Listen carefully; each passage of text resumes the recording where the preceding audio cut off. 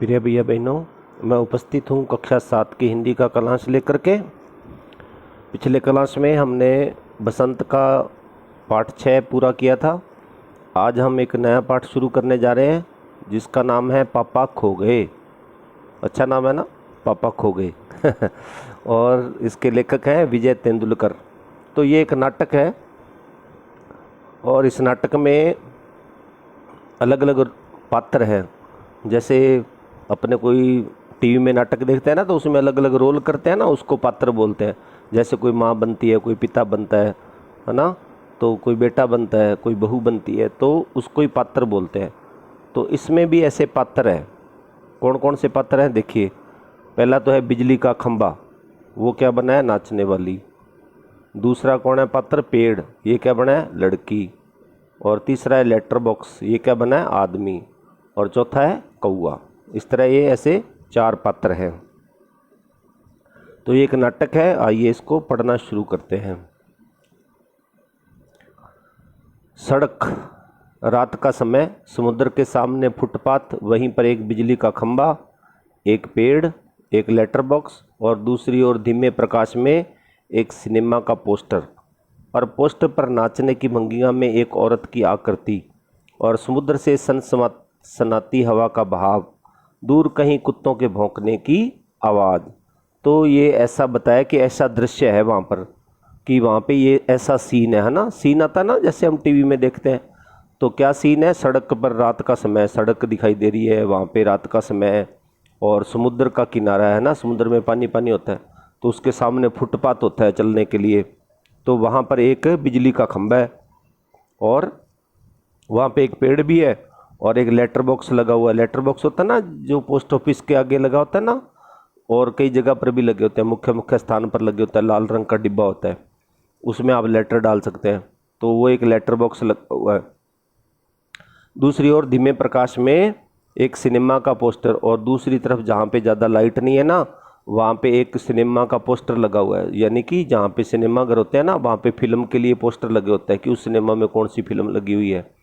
तो पोस्टर पर नाचने की भंगिमा में एक औरत की आकृति है, और उस पोस्टर पर क्या है, एक औरत की नाचने की, ऐसा नाचने की तरह औरत बनाई हुई है जो नाचती है, उसकी उस पर आकृति बनी हुई है।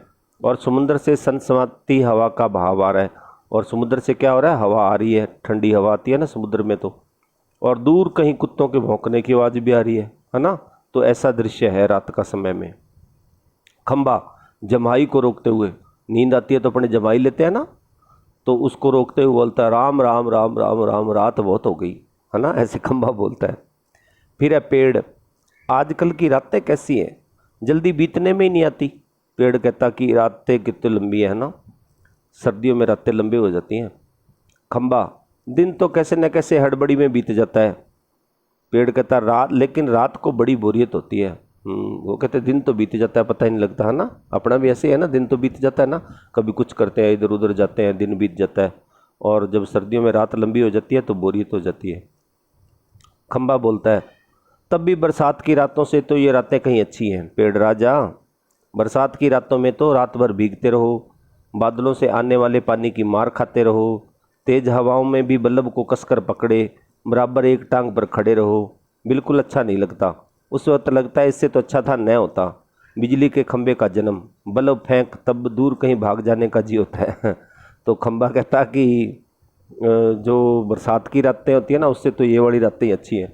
क्योंकि आप देखते होंगे ना, खंभे के ऊपर तो बल्ब लगा रहता है, तो वो कहता कि तेज हवाएं चलती है ना, तो बल्ब को पकड़ के खड़े के रहना पड़ा, उसको पकड़ करके खड़े रहना पड़ता है एक टांग पर। तो उस समय तो जी करता है कि बल्ब फेंक के भाग जाऊं। अच्छा नाटक है ना, मज़ेदार है। ये देखिए, ये वाला सीन है ना, ये आप देख रहे हैं ना स्क्रीन पे, ये वाला सीन है। वहाँ पर ये खंबे पे लाइट लगी हुई है, और उधर वो पोस्टर पे लड़की नाच रही है, और इधर पेड़ है, और उधर वो कौवा है, और इधर लेटर बॉक्स है ना। पेड़ आदमी बना हुआ है ना, ये उनके रोल है। पेड़, मुझ पर भी एक रात आसमान से गड़गड़ाती बिजली आकर पड़ी थी। अरे बाप रे, वो बिजली थी या आफत, याद आते ही अब भी दिल धक धक करने लगता है। और बिजली जहाँ गिरी थी वहाँ खड्डा कितना गहरा पड़ गया था खंबे महाराज, अब जब कभी बारिश होती है तो मुझे उस रात की याद हो आती है, अंग थर थर कांपने लगते हैं। तो पेड़ बोलता है कि मुझ पर भी एक दिन बिजली बिजली गिरती है ना, जब आसमान में बादल होते हैं तो बहुत कड़कड़ाती है, कई बार अपने ज़ोर से आवाज़ आती है तो अपने कहते हैं ना बिजली गिरी है। तो वो पेड़ कहता है कि मेरे पर भी एक बार बिजली गिरी थी। तो कहता मैं उसको याद करता हूँ तो मेरे थर थर कांपने लग जाता है। खंबा कहता मेरी तबीयत ही लोहे की है जो मैं बीमार नहीं पड़ता, वरना कोई भी इस तरह बारिश ठंडी धूप में खड़ा रहे तो ज़रूर बीमार पड़ जाएगा या नहीं। कितने दिन बीत गई, कितनी रातें, लेकिन मैं बराबर इसी तरह खड़ा हूँ, लंबी ठंडी सांस छोड़कर। छः चुंगी कि यह नौकरी भी कोई नौकरी है। खंबा कहता है मैं तो लोहे का बना हूँ ना, इसलिए मैं तो बीमार होता नहीं, है ना। नहीं तो कोई धूप में ऐसे ठंड में रात में दिन में कोई खड़ा थोड़ी रह सकता है। कहता मैं तो लोहे का हूँ, मेरे तो कोई फर्क पड़ता नहीं। पर वो कहता मैं इसी तरह खड़ा रहता हूँ, ये भी कोई नौकरी है ना। पेड़ बोलता है अपने पत्तों का कोट पहनकर मुझे सर्दी बारिश या धूप में उतनी तकलीफ नहीं होती, तो भी तुमसे बहुत पहले का खड़ा हूँ मैं यहाँ, यही मेरा जन्म हुआ इसी जगह। तब सब कुछ कितना अलग था, यहाँ वहाँ के वे सब ऊंचे ऊंचे घर नहीं थे तब, यह सड़क भी नहीं थी, वह सिनेमा का बड़ा सा पोस्टर और उसमें नाचने वाली औरत भी तब नहीं थी। सिर्फ सामने का यह समुद्र था, बहुत अकेलापन महसूस होता था। तुम्हें जब यहाँ लाकर खड़ा किया गया तो सोचा चलो कोई साथी तो मिला, इतना ही सही, लेकिन वो भी कहाँ। तुम शुरू शुरू में मुझसे बोलने को ही तैयार नहीं थे। मैंने बहुत बार कोशिश की पर तुम्हारी अकड़ जहाँ थी वहीं कायम। बाद में मैंने सोच लिया इसकी नाक इतनी ऊंची है तो रहने दो, मैंने भी कभी आवाज़ नहीं लगाई। हाँ अपना भी स्वभाव जरा ऐसा ही है। हाँ तो पेड़ कहता अरे तुम तो बाद में आए हो, खंबा तो बाद में लगा, ये सड़क बाद में बनी, ये घर भी बाद में बने, और मैं तो बहुत पहले का यहाँ पे उगा हुआ हूँ, है ना।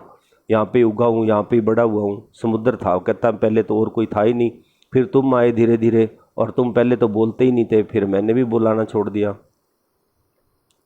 अब खंबा बोलता है। खंबा कहता और एक दिन जब आंधी पानी में मैं बिल्कुल तुम्हारे ऊपर आ पड़ा। खंबा कहता हाँ। तो एक बार कहता आंधी तूफान आ गया था तो तब मैं तेरे ऊपर आके गिर गया था पेड़ के ऊपर। पेड़ बाप रे कैसा था वो आंधी का तूफान। अब तो पेड़ कहता हाँ वो तो बहुत जोर का आंधी तूफान आया था भाई। खंबा तुम खड़े थे इसलिए मैं कुछ संभल गया। खंबा कहता हाँ तुम थे ना इसलिए मैं संभल गया, नहीं तो मैं नीचे गिर जाता। हाँ तुमने मुझे ऊपर का ऊपर झेल लिया, वह अच्छा हुआ, चाहे तुम खुद काफ़ी जख्मी हो गए। बाद में मेरा गुरूर भी झड़ गया और अपनी दोस्ती हो गई। खंबा कहता बाद में मेरा भी घमंड कम हो गया और फिर अपनी दोस्ती हो गई। किस किस की दोस्ती होगी? पेड़ और खंबे की।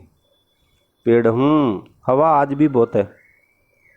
दोनों चुप। हवा की आवाज़, कुत्ते का भौंकना, पोस्टर पर बनी नाचने वाली औरत टेढ़ी हो जाती है, उसके घुंघरू बजते हैं, वह फिर पहले की तरह स्थिर हो जाती है। लेटर बक्स किसी दोहे का एक चरण गुनगुनाता है और रुक जाता है। कौआ पेड़ के पीछे से झांककर, कौआ पेड़ के पीछे से देखता है। पाँव ऐसे बोलता है वो, कौन है जो रात के वक्त इतनी मीठी आवाज़ें लगाकर मेरी नींद खराब करता है? जरा भर चैन नहीं है इन्हें।